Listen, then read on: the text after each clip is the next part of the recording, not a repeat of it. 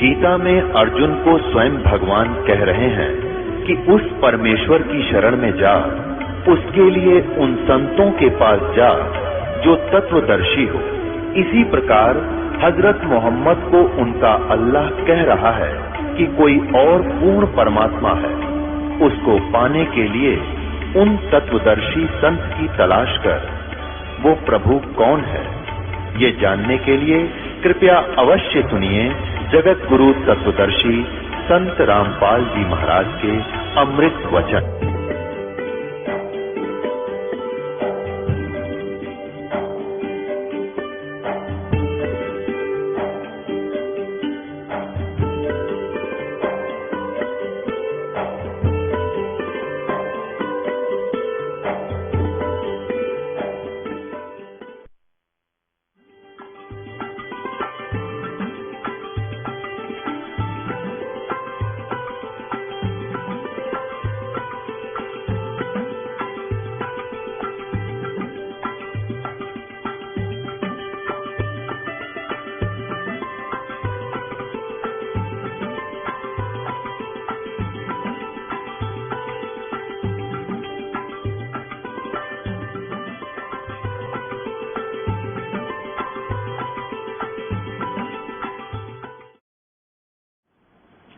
पुण्यात्मा, इस दास को इन सदग्रंथों की, वेदों की, पुराणों की, गीता जी की कोई आवश्यकता नहीं थी।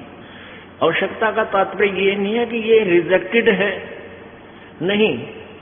इनमें वर्णित ज्ञान हमारे परमेश्वर ने हमारी सिंपल लैंग्वेज में, साधारण भाषा में लिख रखा था, और जिसका हमें पूर्ण विश्वास था और रहेगा कि हमारे परमेश्वर ने और हम उनसे संबंधित जिन संतों ने जो भी बात कही है वो सारी सच्ची है और वेदों और पुराणों की वाली ही है। जिनसे जो वेदों और पुराणों में ज्ञान नहीं है वो भी परमेश्वर कबीर जी की वाणी और उनके प्रत्यक्ष दृष्टा संतों की वाणी में उपलब्ध थी। अब इस दास ने ये वेद और गीता और पुराण इसलिए रखने पड़ रहे हैं आपके लिए कि यदि ये दास ये कहे वैसे कि ब्रह्मा विष्णु महेश की जन्म मृत्यु होती है, कोई नहीं मानना है और 20 जगह बुराई करे कि वो तो रामपाल तो ब्रह्मा विष्णु महेश की निंदा करता है, उनको नासवान बताता है, ना तो कोई माने और मेरा सिर और हो जा डले मारे। तो दास का क्या करते हुए इनको दिखाने का उद्देश्य क्या है? एक समय एक अंधा व्यक्ति अंधेरे में लालटेन हाथ में लेकर जा रहा था। लालटेन जगती हुई रोशनी जगा कर ले जा रहा था, टॉर्च समझ लो, टॉर्च। आगे से बच्चे आ रहे थे उछल कूद करते हुए। उस अंधे व्यक्ति ने कहा कि बच्चों जरा देख कर चलना बेटा, मुझे दिखाई नहीं देता, जरा देख कर चलना, मुझे दिखाई नहीं देता। अब उन बच्चों ने उस अंधे व्यक्ति की बात सुनी और उसके चारों तरफ खड़े हो गए और कहने लगे, बाबा आपको सचमुच दिखाई नहीं देता? हाँ बेटा, मैं बिल्कुल अंधा हूं। तो उन्होंने कहा बच्चों ने, तो लालटेन किस लिए ली है? उस अंधे ने कहा कि तुम आंखों वालों के लिए कहीं मेरे में टक्कर ना मार दो, बुड्ढे की देवी तोड़ दो, तुम इस रोशनी में मुझसे दूर होकर निकल जाओ, मेरे साथ ना झटका पटका करो तुम। तो पुण्यात्माओं, ये अंधे वाली लालटेन है मेरे लिए। तो आप जी को दिखा देता हूं। इन पुराणों को पढ़कर ये मेरे साथ ना खसेंगे जो ब्रह्मा विष्णु महेश के पुजारी हैं, और पुण्यात्मा इस बात को स्वीकार भी करेंगे और अपना कल्याण भी करवा देंगे। इस लालटेन का डबल बेनिफिट है हमारे को। एक तो अपनी जान बचे और दूसरा कल्याण हो जो पढ़ ले और देख लेगा। अब देखिएगा, यह लालटेन दिखाता हूं आपको कि ब्रह्मा विष्णु महेश नासवान है, इनकी जन्म मृत्यु होती है, ये रहट के कुएं की तरह जन्मते मरते हैं। श्रीमद देवी भागवत यानी दुर्गा पुराण, गीता प्रेस गोरखपुर से। इसके कौन है अनुवादक?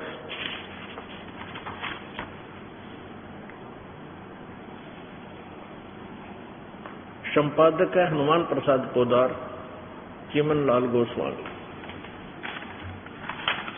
ये कहां से प्रकाशित है?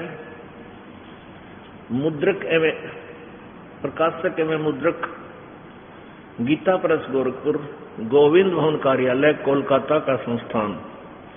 ये इनके फोन नंबर है। इस पुस्तक, इस पवित्र पुराण के 123 पृष्ठ पर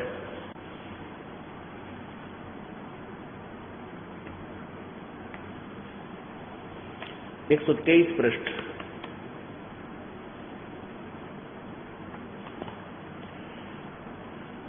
विष्णु जी दुर्गा की स्तुति कर रहे हैं। विष्णु जी अपनी माता दुर्गा की स्तुति करते हुए कह रहे हैं, तुम शुद्ध स्वरूपा हो, यह संसार तुम्ही से उद्भासित हो रहा है। मैं ब्रह्मा और शंकर हम सभी तुम्हारी कृपा से विद्यमान हैं। हमारा आविर्भाव अर्थात जन्म और तिरोभाव अर्थात मृत्यु हुआ करता है। केवल तुम ही नित्य हो, जगत जननी हो, प्रकृति और सनातनी देवी हो। भगवान शंकर बोले, देवी यदि महाभाग विष्णु तुम्ही से प्रकट हुए हैं तो उनके बाद उत्पन्न होने वाले ब्रह्मा भी तुम्हारे ही बालक हुए। फिर मैं तमोगुणी लीला करने वाला शंकर क्या तुम्हारी संतान नहीं हुआ? अर्थात मुझे भी उत्पन्न करने वाली तुम ही हो शिवे। संपूर्ण संसार की सृष्टि करने में तुम बड़ी चतुर हो। इस संसार की सृष्टि, सखीति और संहार में तुम्हारे गुण सदा समर्थ है।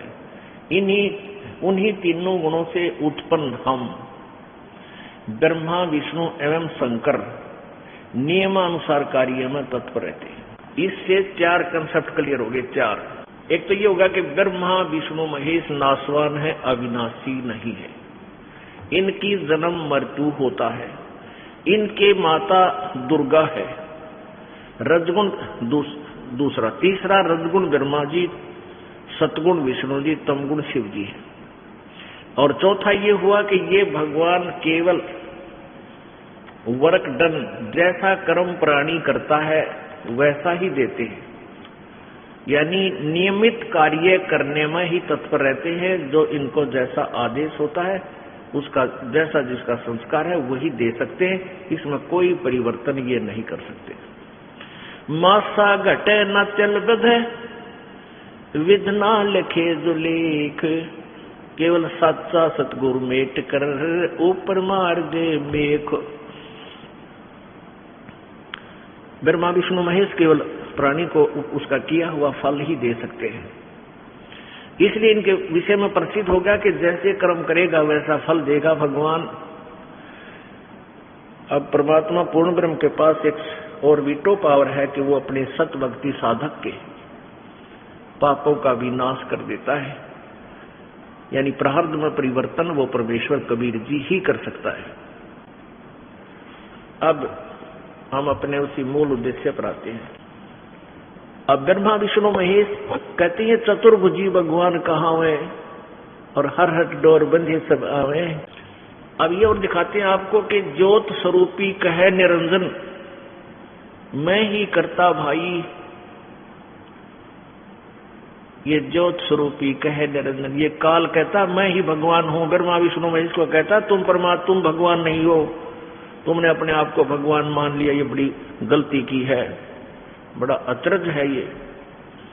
और मैं ही भगवान हूं, मेरे अतिरिक्त कोई परमात्मा नहीं है। आज अब आपको ये कंसेप्ट क्लियर किया जा रहा है कि इस काल ने अपने आप को भगवान सिद्ध कर रखा है। इन ब्रह्मा, विष्णु, महेश को डरा धमका के, इनको धोखे में रख गए और पूर्ण परमात्मा का इसने नामो निशान मिटवा रखा है। ठीक है, वेदों, गीता में लिखा इसलिए है क्योंकि ये वेद परमात्मा कबीर जी ने पूर्ण ब्रह्म इस ब्रह्म के अंतःकरण में फीड कर दिए, इसके कंप्यूटर में।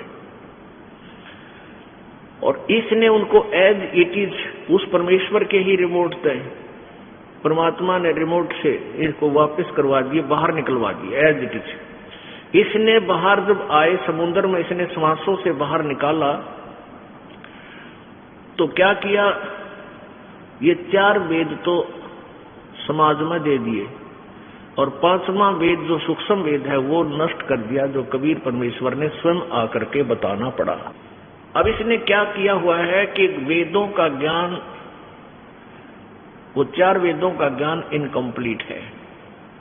उसके बाद इसने जो पुराण है इनकी रचना करवा दी और सारे पूरा मानव समाज इन पुराणों पर आधारित हो गया।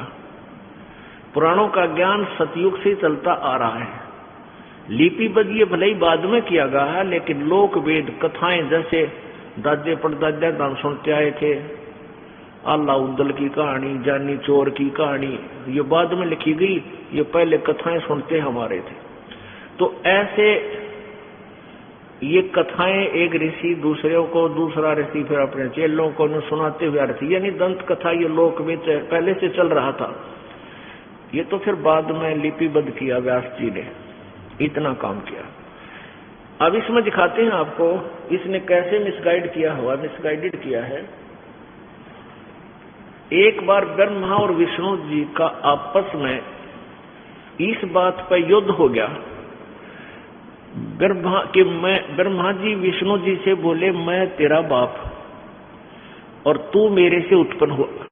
राज तू मेरा आदर भी नहीं करता, मैं तेरे द्वार पर आया हूं और तू मस्ती में लेटा हुआ है, तूने मेरा आदर नहीं किया। विष्णु जी कहता है कि मैं तेरा बाप, तू मेरी नाभि कमल से उत्पन्न हुआ। अब इस काल ने सबको बौड़ी बूझ बना रखे हैं, चुप करें। ये क्या करता है, आप देवी पुराण में सुनाएंगे, कभी समय आएगा, 3रे स्कंद में चौथे 4 से लेकर 6 अध्याय तक ये क्या करता है, जैसे साधकों ने वेद पढ़े, वेदों में देखा कि एक ओम नाम है परमात्मा की भक्ति का और कोई मंत्र नहीं है, वेदों में ओम नाम है। इन्होंने इस ओम नाम को पूर्ण परमात्मा का मान लिया और साधक साधना करता करता फिर इसने एक आकाशवाणी की थी ब्रह्मा को, जब ये सर्वप्रथम कमल के फूल पर सचेत किया था कि तप करो तप करो। इसने हजारों वर्षों तक तप किया। फिर इसकी जब बैटरी चार्ज होगी, सिद्धि आ गई, इसको कह दिया कि तू सृष्टि करो, यानी एक डिपार्टमेंट दे दिया रजोगुण का।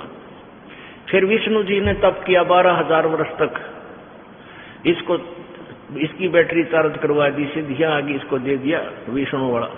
फिर शंकर जी ने तप किया, फिर इसको दे दिया संहार करने का।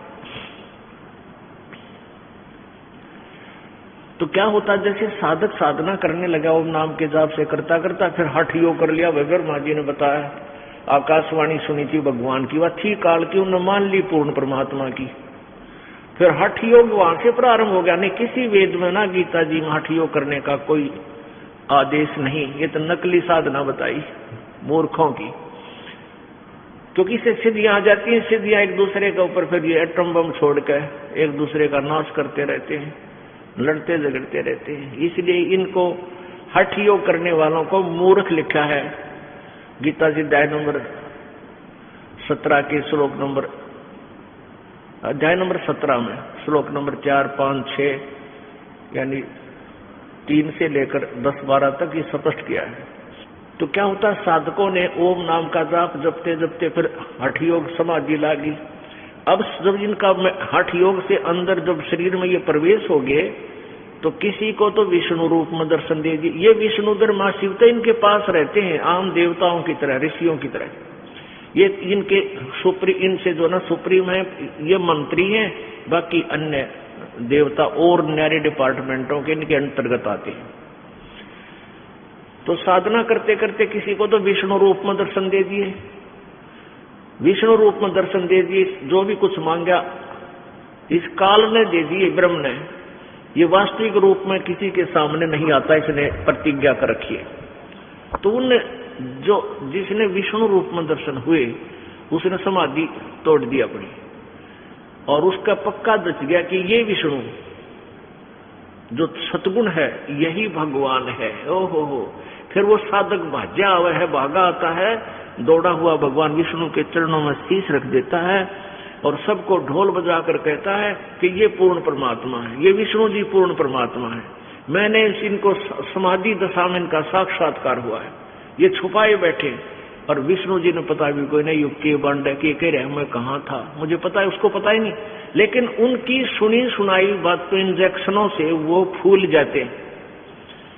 और किसी को ये काल ब्रह्मा रूप में दर्शन दे देता है, तो वो साधक कहता है ये ब्रह्मा रूप, ये ब्रह्मा यही सर्वशक्तिमान है, यही सृष्टि रचने वाला है, यही तीनों रूप धारण करता है। और किसी को वो शिव रूप में दर्शन दे देते हैं, ये काल दे देता है समाधि करने या मेडिटेशन करने वालों को। तो उन ऋषियों द्वारा सुनी हुई दंत कथा के आधार पर ब्रह्मा जी ने मान लिया मैं सृष्टि करता हूं और ये सभी संसार मेरे से उत्पन्न हुआ है। और जिसने विष्णु जी के रूप में दर्शन हुए थे उसने विष्णु जी का इंजेक्शन ला दिया। 1 न 2 न 10 न 20 न 100 ने यही समर्थन कर दिया। तो विष्णु जी का पक्की दसगी कि तू ही भगवान है और तेरी नाभि कमल से ब्रह्मा की उत्पत्ति हुई है। तो यहां अड़गी दोनों की लड़ाई। ब्रह्मा जी आया विष्णु जी के घर पर। विष्णु जी शेष नाग की सैया पर सोया हुआ था, लेटा हुआ था मस्ती में। रुक्मणी उसके चरण दबा रही, लक्ष्मी चरण दबा रही थी। आसपास और सैनिक बैठे थे, पारखत बैठे थे उनके।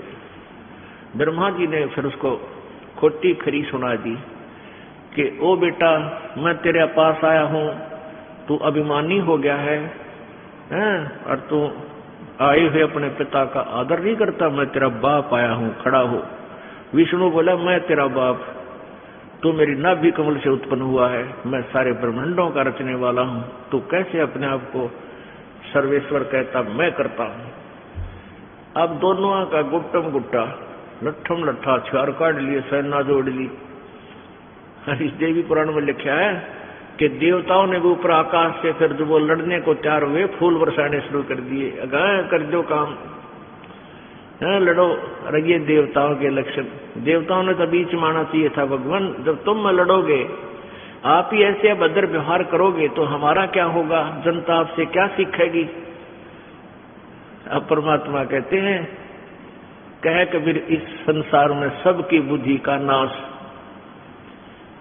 अब ये एक बार फिर सुनाना पड़ेगा यू शिव पुराण के अंदर ये थोड़ा प्रकरण, नहीं तो फिर यह अंधे अड़ी लालटेन अधूरी रह जाएगी। अब देखो ये शिव महापुराण हिंदी टीका सहित भाग 1 ये कहां से प्रकाशित है? ये है श्री शिव महापुराण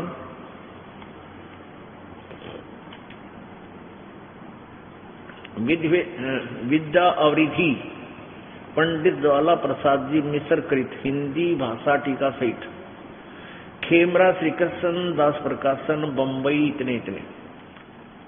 प्रश्न नंबर 11 और अध्याय नंबर विद्वेश्वर संहिता अध्याय 6। अच्छा यहां पर ये यहां से शुरू करते हैं।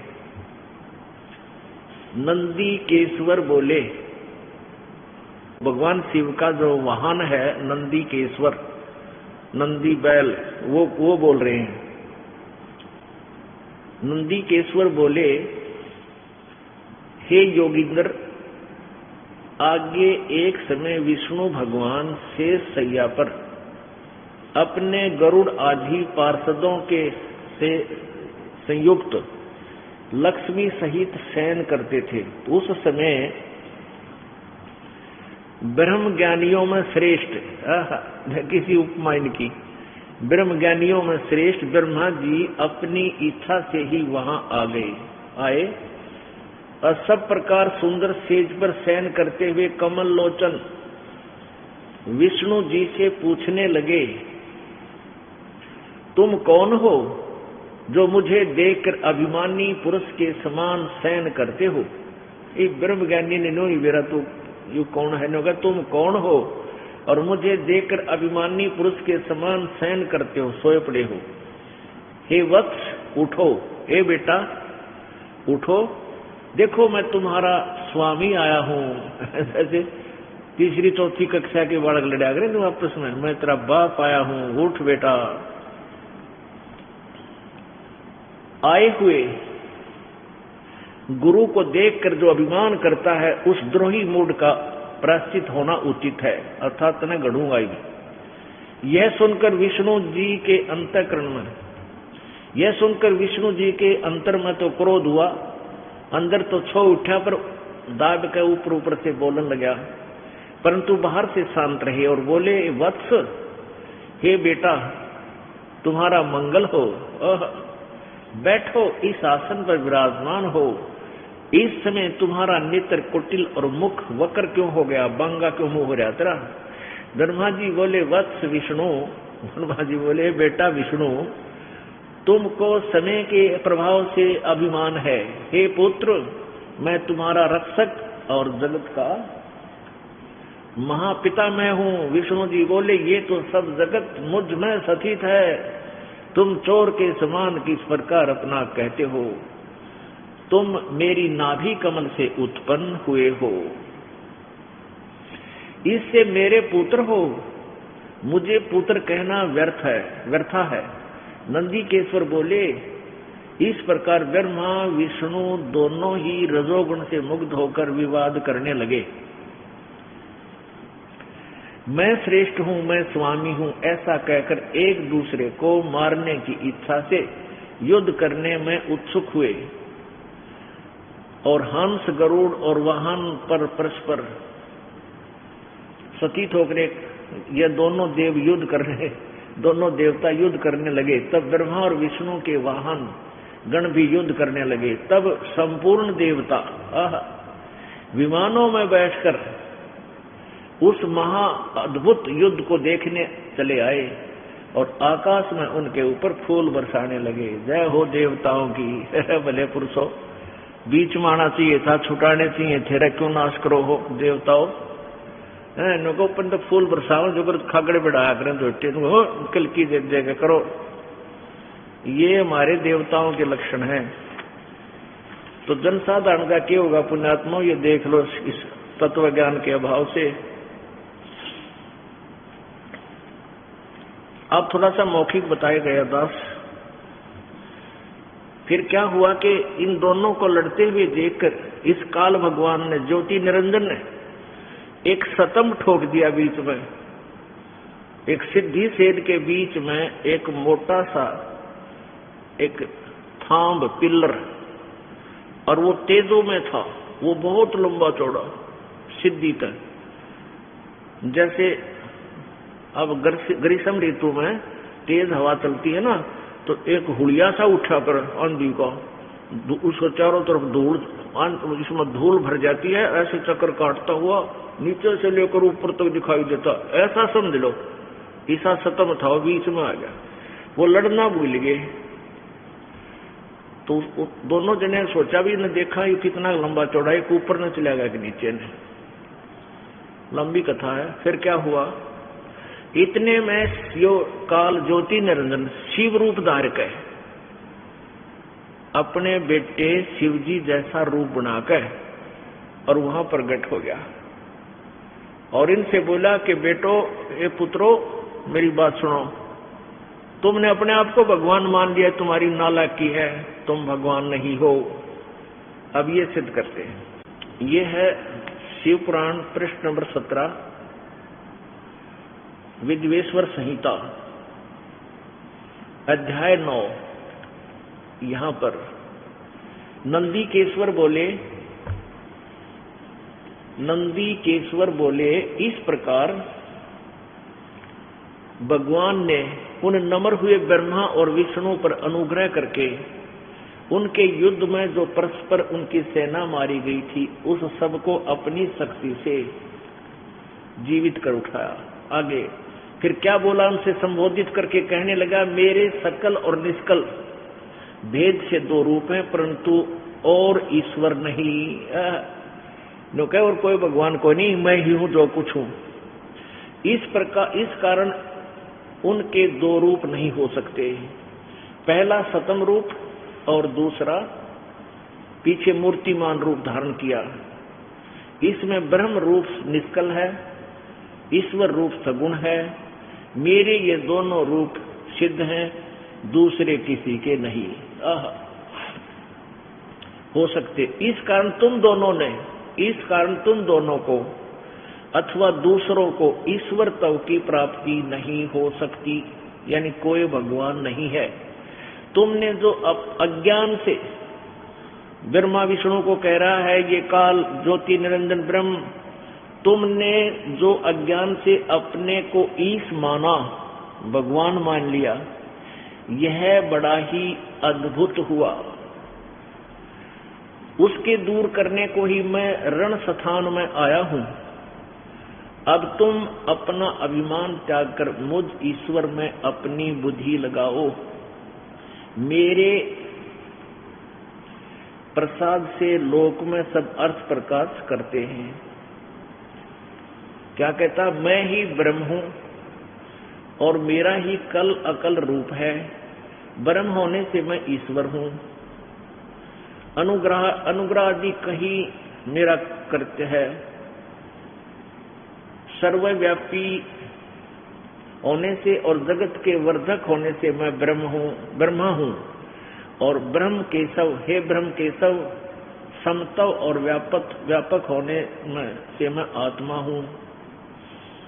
मैं सबका ईश हूं, यह मेरा है, मेरे सिवाय किसी दूसरे का नहीं है। प्रथम तो ब्रह्म तत्व ज्ञान के निमित्त निष्कल ब्रह्म का प्रादुर्भाव हुआ। 18 पर इससे मैं अज्ञात रूप हूं। पीछे तुम्हें प्रगट दर्शन देने के निमित्त साक्षात ईश्वर, तत्क्षण ही मैं सगुण रूप हुआ हूं। हे पुत्रो,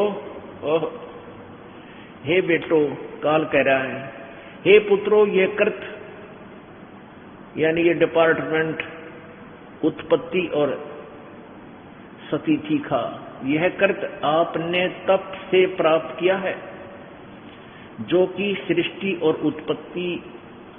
की उत्पत्ति और पालन कहता है। सो मैंने प्रसन्न होकर तुम्हें दिया है। इसी प्रकार से दूसरे दो कृत रुद्र और महेश्वर को प्रदान किए हैं, परंतु अनुग्रह करते कोई भी पाने को समर्थ नहीं है। सो पूर्व के कर्म तुमने समय से विसार दिए थे, रुद्र और महेश ने उनको नहीं बुलाया।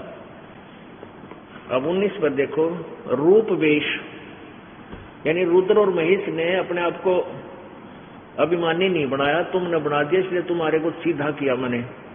रूप वेश कर्त आसन वाहन आयुध आदि में हमारी साम्यता थी है। हे सौम्य, मेरे ज्ञान के विमुख होने से तुम्हें अज्ञानता आ गई। मेरा ज्ञान होने से ऐसा नहीं हो सकता। ज्ञान और रूप महेश के तुल्य हो जाता है। इस कारण उस ज्ञान की सिद्धि निमित्त ओमकार नामक यानी ओम मंत्र का मंत्र जप करो। यह अभिमान का दूर करने वाला सोई निज मंत्र उपदेश करते हैं। यह ओंकार मेरे मुख से उत्पन्न होने से मेरे ही रूप का बोधक है और महामंगल करने वाला है। यह वाचक है, मैं वाच्य हूं। यह मंत्र मेरा आत्मा है, उसके स्मरण से मेरा स्मरण होता है। हो गया सीधा। आगे इसमें कई विश्लेषण दे रखे हैं इसका भी। उत्तर की ओर से मुख से आकार, पश्चिम के मुख से उकार, दक्षिण के मुख से मकार, पूर्व के मुख से बिंदु, यानी ये ओम एक अक्षर जो है इस काल का ही है, उत्पन्न हुआ। इस प्रकार 5 प्रकार से निर्गत हुआ यह एक ओंकार ऐसा एकाक्षर हो जाता है। गीता जी अध्याय नंबर 8 के श्लोक नंबर 13 में गीता ज्ञानदाता ये ज्योति निरंजन काल है, ब्रह्म है, ये कह रहा है कि मेरा एक ओम अक्षर है। ओम इति एक अक्षरम ब्रह्म व्यवहारन माम अनुसमरण ये परियाति तुझन देहम सयाति परमाम गतिम। मेरा एक ओम मंत्र है, एक अक्षर, यह एक अक्षर ओम मेरा मंत्र है, मुझ ब्रह्म का, माम ब्रह्मन मुझ ब्रह्म का। और जो इसके अंतिम समय तक साधना करता है वो मेरे वाली परम गति को प्राप्त होता है। और अपनी परम गति को 7वें अध्याय के 18वें श्लोक में स्पष्ट किया है कि मेरे वाली गति भी अनुत्तम है, अश्रेष्ठ है, घटिया है। इसलिए तो 18वें अध्याय के 62वें श्लोक में कहा कि अर्जुन तू सर्वभाव से उस परमात्मा की शरण में जा जिसकी कृपा से तू परम शांति और शाश्वत स्थान यानी सनातन परम धाम को प्राप्त होगा, तेरा फिर कभी जन्म मृत्यु नहीं होगा। अब प्रश्न ये उठा था कि इस काल ने अपने आप को सर्वेश्वर, अपने आप को भगवान सिद्ध कर रखा है और पूर्ण परमात्मा को बुला दिया। भाई भला मान चाहे बुरा मान, एक ओछी चली चाल तने, सतपुरुष बुला दिया आप जना लिया, कुछ ना सोची काल तने। भला मान चाहे बुरा मान, एक ओछी चली चाल तने, सतपुरुष भुला दिया आप जना लिया, कुछ ना सोची काल तने। वेद पुराण कुरान बनाए, ये ओछा कछ दिया ज्ञान तने, सूक्ष्म वेद का भेद छुपा के गलती करी महान तने। ऋषि मुनि निराकार बतावे और साकार कहे पुराण तने, अपनी महिमा आप गाई ये जीव कहे भगवान तने। ऋषि मुनि निराकार बतावे और साकार कहे पुराण तने, अपनी महिमा आप गाई ये जीव कहे भगवान तने। तपतशिला पर भोन के खावे ये जीव किए घने काल तने, सतपुरुष बुला दिया आप जना लिया, कुछ ना सोची काल तने। भला मान चाहे बुरा मान, एक ओछी चली चाल तने, सतपुरुष बुला दिया आप जना लिया, कुछ ना सोची काल तने। ऋषि मुनि सब करे तपस्या, ए भगवान हमें मोक्ष दिए, तप करवा के राज दे दिया, फिर 184 में ठोक दिए।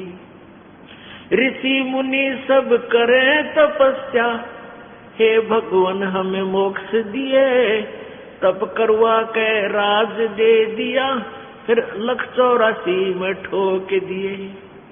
5 तत्व की कैद बना के इसके अंदर रोक दिए, मोह ममता की बेड़ी हिला के ये जड़ कर्म जड़े गले में तोक दिए।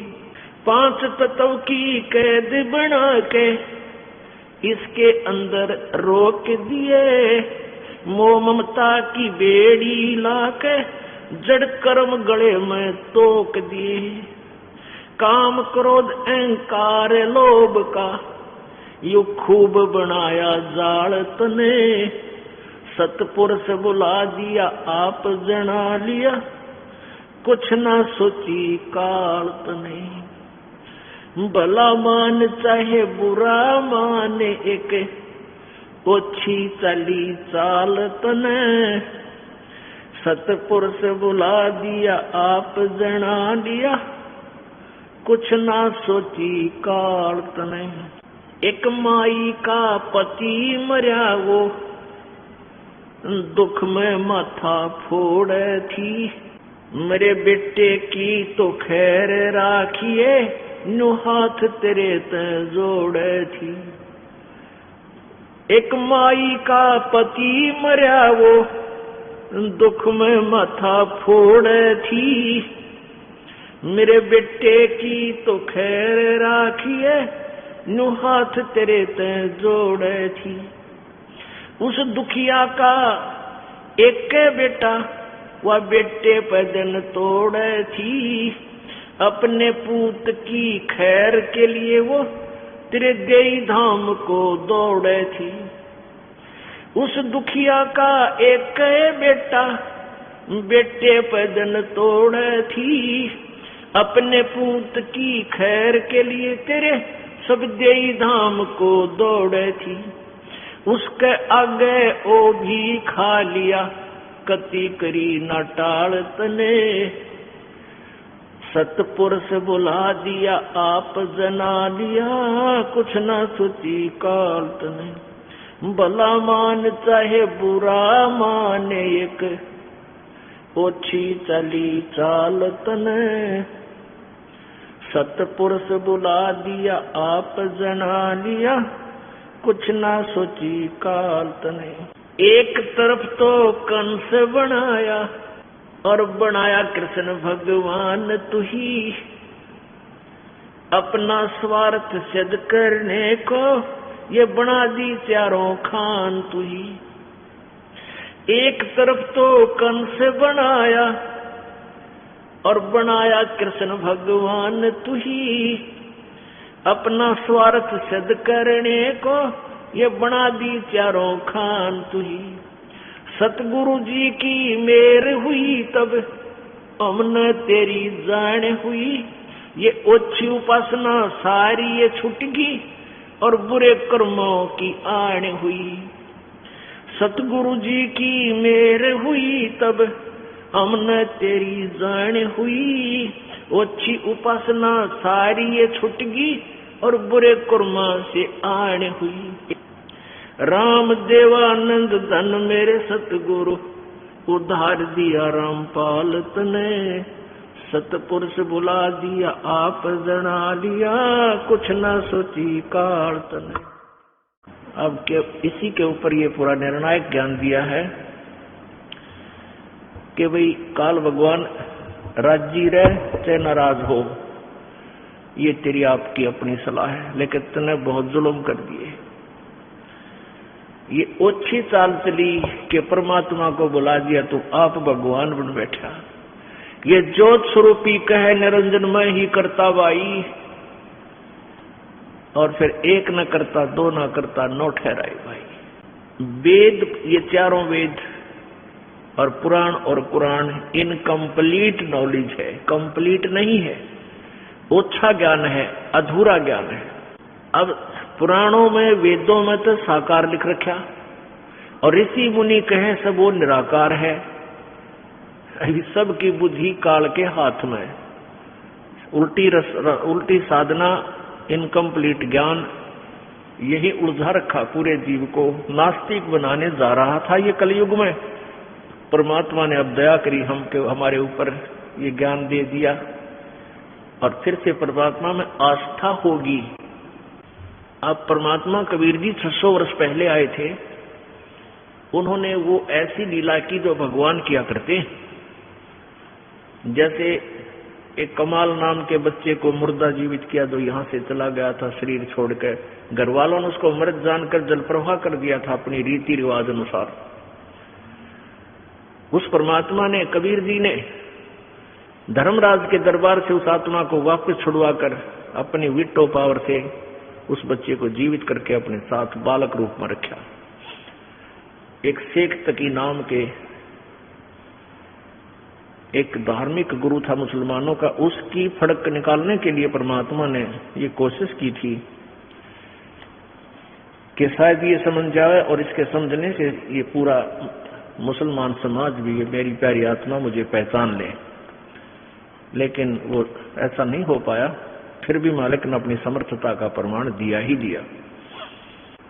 अब क्या बताते हैं, ऋषि मुनि निराकार बतावें, साकार कहें पुराण तनय, अपनी महिमा आप पे गाजी, मैं ही भगवान हूं और भगवान को नहीं। अरे ये जीव कहें भगवान तनय, कहती है भोली आत्मा इस काल को परमात्मा मानते, परमात्मा को नहीं, ये भगवान नहीं है।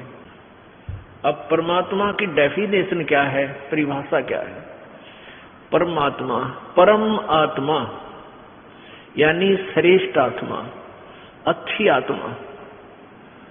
और जो मारे काटे, किसी का कैंसर कर रखी, किसी का बेटा मर गया, किसी की बेटी मर गई, किसी के दोनों हाथ कट गए, किसी का कुछ जुल्म कर रखा, किसी गधा बना रखा, गधी बना रखी, कीड़े पड़ गए, कुत्ता बना रखा, सुर बना रखे, ये परमात्मा के काम है या कि श्रेष्ठात्मा के काम है? नहीं। अब परमात्मा की परिभाषा बताते हैं और इस काल की परिभाषा बताते हैं कबीर जी। धर्मदास जी को कहते हैं, धर्मदास, जिसने तुम भगवान मानते हो निराकार, ये ब्रह्म, ये साकार है, ये छुपा रहता है, तुम्हारे सामने नहीं आता, इसने कसम प्रतिज्ञा की हुई है, ये वास्तव में साकार है, ये भगवान नहीं है। परमात्मा वो होता जो सुख दे, दुख नहीं देता। परमात्मा दुख नहीं देती। श्रेष्ठ आत्मा किसी को सता नहीं सकते।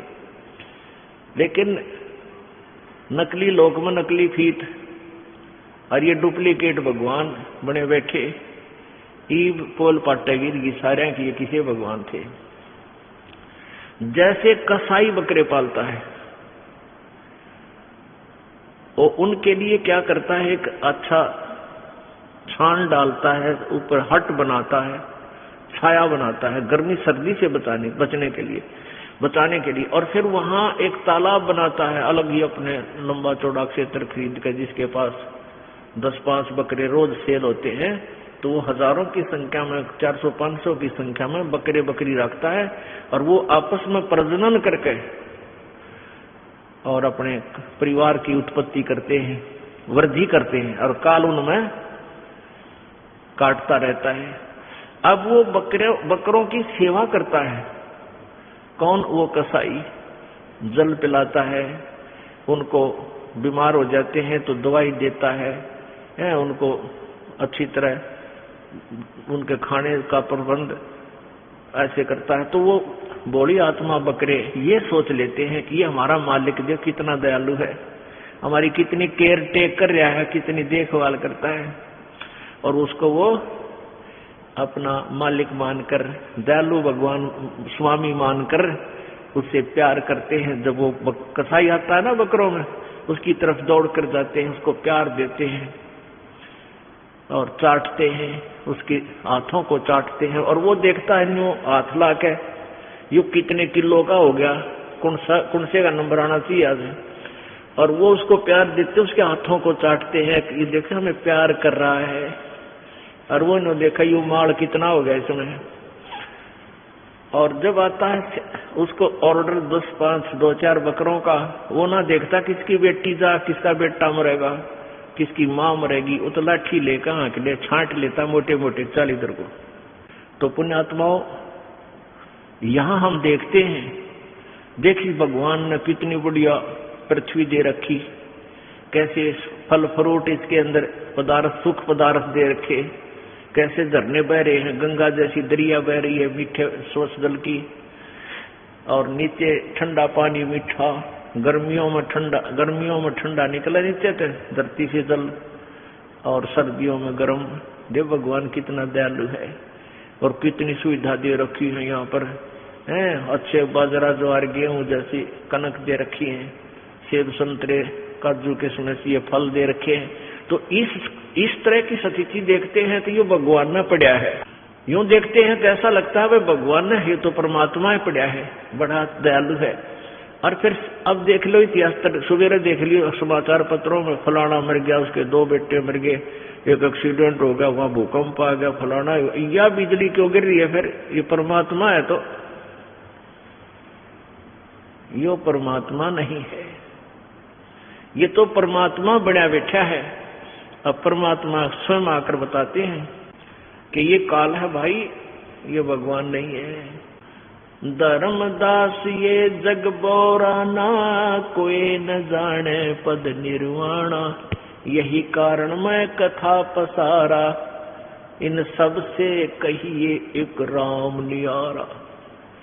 वो दयालु परमात्मा तो इन सबसे न्यारा है, दीन दयाल है, वो कबीर भगवान है। गीता जी अध्याय नंबर 7 के श्लोक नंबर 16, 17, 18 में कहा है कि मेरी साधना यानी ब्रह्म सत्र की साधना 4 प्रकार के करते हैं। ब्रह्म को इष्ट मानकर 4 प्रकार के साधक आश्रित हैं। एक तो आर्थ, आर्थ वो होते जो अपना संकट निवारण करने के लिए जंतर मंत्र छू मंत्र करते हैं, जाप जोप करते हैं। तो वेदों के मंत्र को ले लेते हैं, कोई 2-4 मंत्र छांट लिए, उन्हीं से अपना अनुष्ठान करते रहते हैं। वो अन्य किसी पुराण के या और कोई किसी के साधना का आसरा नहीं लेते। जय गणेश देवा माता थारी पार्वती, कहते इस तरह की वो आरती नहीं करते। और दूसरे अर्थार्थी होते हैं जो धन लाभ के लिए, अपने घर में बरकत करने के लिए कोई अनुष्ठान करते, तो वेदों के मंत्रों से ही करते हैं। और तीसरे जिज्ञासु वो है जो घर से निकले भगवान पाने के लिए, आगे उनको मिल गए वो डुप्लीकेट संत ऋषि, उनसे ज्ञान ग्रहण करके वो स्वयं भी वक्ता हो गए, मोक्ष गया बाढ़ में। और चौथे वो रिजेक्टेड तीनों। चौथा है ज्ञानी। ज्ञानी आत्मा वो होता है जिसको पता लगा कि मनुष्य जीवन बार बार प्राप्त नहीं होता, और वेदों को पढ़ा, उसमें लिखा कि पूर्ण परमात्मा की साधना से ही पूर्ण मोक्ष होगा। तो उन्होंने ये तो पढ़ लिया कि एक ही भक्ति करनी चाहिए भगवान की, अन्य देवता की नहीं करनी चाहिए। ये वेदों में प्रमाण है, गीता जी में भी है। तो उन्होंने ये फाइनल कर लिया कि भाई और किसी देवती पूजा हम नहीं करेंगे, हम केवल एक पूर्ण परमात्मा की करेंगे। तो उन्होंने ओम नाम, क्योंकि वेदों और गीता में केवल ब्रह्म की साधना का ही ज्ञान है, उसकी पूजा का ही ज्ञान है, ओम मंत्र ओनली। तो इन तत्वदर्शी संत के अभाव से उन्होंने ये लाइन गीता जी अध्याय नंबर 4 के श्लोक नंबर 34 को ना समझा। उसमें लिखा है कि पूर्ण ज्ञान चाहिए तो तत्वदर्शी संतों की खोज करो, मेरे द्वारा दिया ज्ञान कंप्लीट नहीं है। यहां बुद्धि स्लिप कर गई उनकी। यजुर्वेद अध्याय नंबर 40 के श्लोक नंबर 10 में स्पष्ट किया है कि कोई तो परमात्मा को निराकार बताता है, कोई साकार, कोई जन्म लेने वाला, कोई न जन्म लेने वाला। इसका यथार्थ ज्ञान भी तत्वदर्शी संत बताएंगे, उनसे सुनो।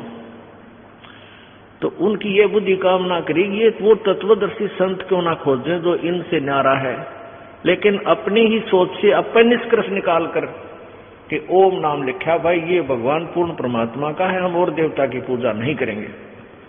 उन्होंने ओम नाम का जाप किया, फिर ब्रह्मा जी द्वारा सुना दंत कथा, हठ योग किया, सिद्धियां आ गई। अब क्या वो चले थे तो मोक्ष प्राप्त करने के लिए।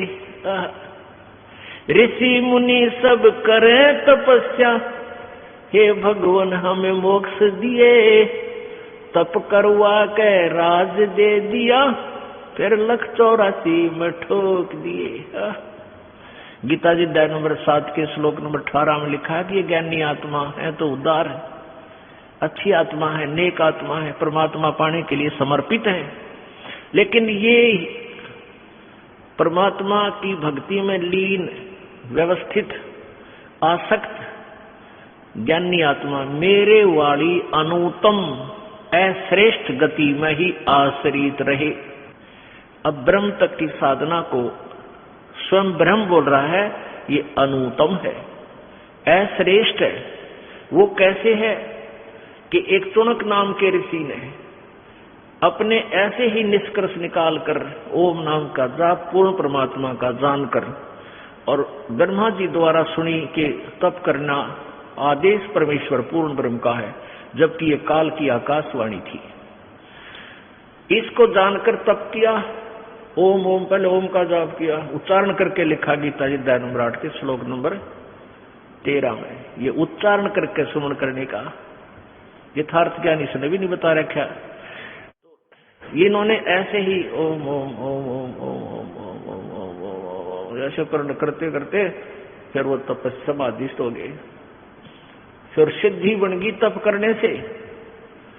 तप के बदले में राज्य प्राप्त होता है और कुछ सिद्धियां आ जाती हैं। अब चुनक ऋषि में सिद्धि आ गई बहुत जबरदस्त। ओम नाम के जाप से भी सिद्धियां, मंत्र के जाप से भी सिद्धियां आ जाती हैं। उधर से एक मानधाता नाम के चक्रवर्ती राजा थे। उसने अपनी पूरी पृथ्वी पर राजा शासन काबू कर रखा था, शासन कर रखा था, अन्य छोटे छोटे राजाओं को अपने अधीन कर रखा था। वो कभी कभी 1 वर्ष में 2 वर्ष में एक परीक्षण करते थे, एक घोड़े के गले में एक पंपलेट डाल दे लिख देते थे और साथ में सैकड़ों की संख्या में सैनिक भेज देता था। उस घोड़े पर कोई सवार नहीं होता था, वो घोड़ा चलता रहता था मन मस्ती, किधर ही जाए। और वो लिखा होता था कि जिसने राजा मानधाता चक्रवर्ती राजा की अधीनता पराधीनता स्वीकार्य नहीं है, वो इस घोड़े को बांध ले और युद्ध के लिए तैयार हो जा। राजा के पास 72 अक्षौणी सेना है, 72 करोड़ सेना है। अब किसकी हिम्मत में 72 करोड़ सेना जो कड़जा पाट गया, यानी किसी ने वो घोड़ा नहीं पकड़ा। अब यो काल का पुजारी, चुणक ऋषि, ब्रह्म का उपासक, इसने ये सिद्धियां प्राप्त कर ली, आंडी पाच गया। अब इधर से तो इन पर सिद्धियां, इन्हीं का जूता इनने के सिर में काल मारता है। चुणक ऋषि से साधना करवाई, हठ योग करके बम बना लिया, एटम बम, सिद्धियां बरबर ली। रिमोट काल के हाथ में, यो मन यो काल का एजेंट है। तो जो ही चुणक ऋषि ने वो घोड़ा देखा जिस पर कोई सवार नहीं था, पूछा सैनिकों से कि भाई सैनिकों, इस घोड़े पर सवार क्यों नहीं है? सारी कहानी बताई सैनिकों ने कि राजा का घोड़ा है, इसमें कोई बैठ नहीं सकता और पूरी पृथ्वी पर हम घूम आए हैं, किसी ने इस घोड़े को पकड़ा नहीं, जो पकड़ लेता तो उसको युद्ध करना पड़ता राजा के साथ। चुणक ऋषि ने पूछा भी क्या किसी में इतनी हिम्मत नहीं हुई कि तुम्हारे राजा के घोड़े को पकड़ लेता, बांध लेता? अब सैनिक तो फिर मुंह फाड़ होते हैं, अपनी आंगा बरत्या कर ऋषि समर्थ, इतने सेना वाले राजा के सैनिक तो और अभिमानी हो जाते हैं। उन्होंने उस ऋषि को कहा कि किसकी मां ने दूध पिलाया है जो हमारे राजा के घोड़े को पकड़ दे, होठ फोड़ जाए उसके। अब चुणक ऋषि का पे अंगाना डटया, ने बोला भाई मैं पकड़ लूं तो? सैनिक बोले रे कंगाल, तेरा दाने तो खाने नहीं और तो युद्ध करेगा मानदाता चक्रवर्ती राजा से, पता है 72 करोड़ सेना है। अब वह सारी पूछ पता भी लग गया, 72 करोड़ सेना उसके पास। ऋषि बोला भाई मैंने तो थारे राजा का युद्ध स्वीकार कर लिया, बांध दो इस घोड़े ने। उसी झोपड़ी का बांध दिया जिस पर उसकी झोपड़ी, उसी वृक्ष का बांध दिया जहां झोपड़ी बनी थी, हट थी उस ऋषि की। और मानदाता चक्रवर्ती राजा को बता दिया कि आपका युद्ध चुणक नाम के ऋषि ने स्वीकार कर लिया। अब राजा ने अपनी 72 अक्षौणी सेना की 4 टुकड़ी बनाई, 18 करोड़ की। 18 करोड़ की एक फर्स्ट बटालियन भेज दी कि जाओ ऋषि के ऊपर आक्रमण कर दो। वो तरह को जो एक आदमी 5-4 भेज दे, 10 भेज दे, 20 भेज दे, अपनी चौधर दिखाने की खातिर। साथ बोला जब ने आग्रह विनाश काले भी प्रतापदी, वो 18 करोड़ सेना भेज दी। इसमें कि आज तो एक ने हिम्मत करी है युद्ध करने की, युद्ध उठन की, कल दूसरा सिर खा लेगा, इसलिए क्यों ना सबको भयभीत कर दो। जो देखो इतनी सेना कहां जा रही है कि युद्ध करने के लिए, यानी सब भयभीत हो जाए, आतंक फैलाने के लिए। अब उधर से ऋषि ने अपने सारे जीवन के वह भुगड़े इकट्ठे करे थे, वह ये सिद्धि शादी बनाई थी, उससे 4 एटम बम बना लिए वचन से। वचन शक्ति सबसे शक्तिशाली होती है। वचन शक्ति के सामने ये विज्ञान कुछ भी नहीं है, जो वर्तमान में साइंस कहलाती है।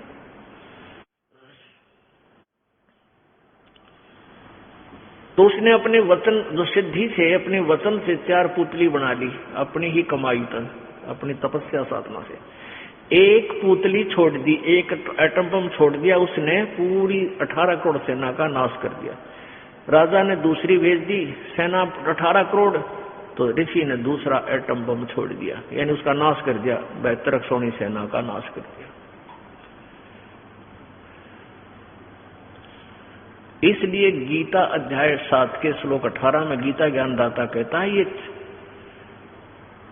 ये ज्ञानी आत्मा है तो उदार नेक आत्मा है, परंतु ये मेरे वाली अनुत्तम साधना में ही आश्रित है। अनुत्तम पुण्यात्माओं, ये चुनक ऋषि के लिए के बनेगी। ये चुनक ऋषि कई हजारों वर्ष इसने साधना की, उस तप के कारण ये हो सकता है कभी चक्रवर्ती राजा बन जावे।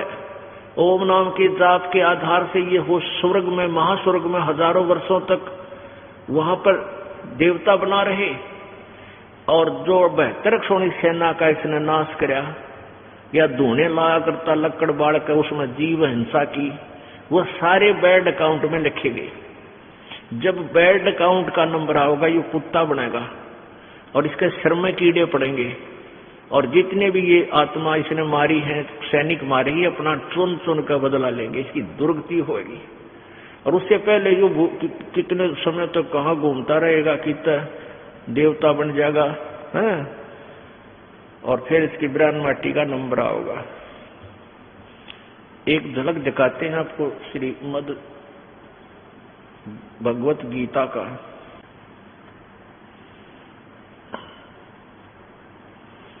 गीता प्रेस गोरखपुर से प्रकाशित है और जयदयाल गोविंद का इसके अनुवादक है। प्रकाशक एवं मुद्रक है गीता प्रेस गोरखपुर, गोविंद भवन कार्यालय, कोलकाता का संस्थान। 7वें अध्याय का 18वां श्लोक। ये है 7वां अध्याय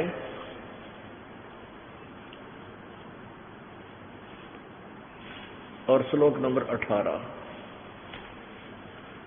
अब देखो, हम शिक्षा का हमें ये लाभ हो गया, हम इन्होंने ये तो उड़द पुड़द संस्कृत थी, इन्होंने इसको संधि छेद करके नीचे लिख दिया, बहुत आसान कर दिया, हम आसानी से पढ़ और समझ सकते हैं।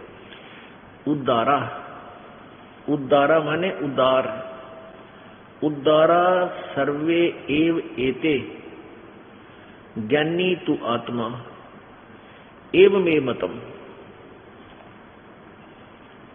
आस्थित सही युक्तात्मा माम एवं अनुतमाम गतिम।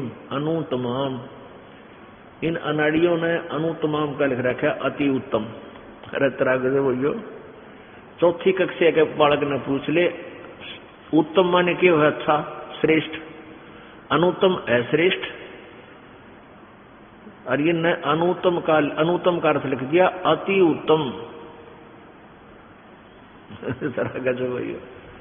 अब बताइए, इसे बावड़े भी देखे होंगे कि तो सरेआम झूठ बोल रहे हैं। और मेरा अनुवादक बता दिया, जिसने पढ़ पढ़ कर पूरा हिंदू समाज इनके द्वारा अनुवाद किए गई गीता को नो गोटे बैठे हैं।